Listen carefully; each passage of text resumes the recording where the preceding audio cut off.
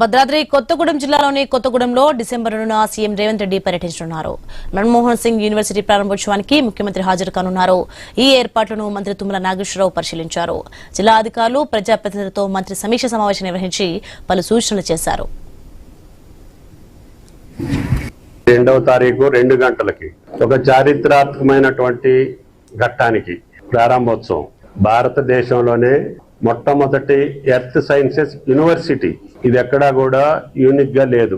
కొత్తగూడెం జిల్లా కేంద్రంలో, ఉమ్మడి ఖమ్మం జిల్లాలో గౌరవ ముఖ్యమంత్రి గారు ప్రజాప్రతినిధుల యొక్క విజ్ఞప్తి మేరకి ఈ ఉమ్మడి జిల్లాలో యూనివర్సిటీ లేదు అనేటటువంటి కొరతని తీర్చడం కోసం doctor Manmohan Singh earth sciences విశ్వవిద్యాలయంగా నామకరణం శాసనసభలోనే ప్రతిపాదించి ఆ రకంగా ప్రభుత్వం నిర్ణయం తీసుకున్నాం. కేబినెట్ లో కూడా అప్రూవ్ చేసి గౌరవ ముఖ్యమంత్రి గారు రేపు 2వ తారీఖు 2 గంటలకి ప్రారంభోత్సవం చేస్తున్నారు.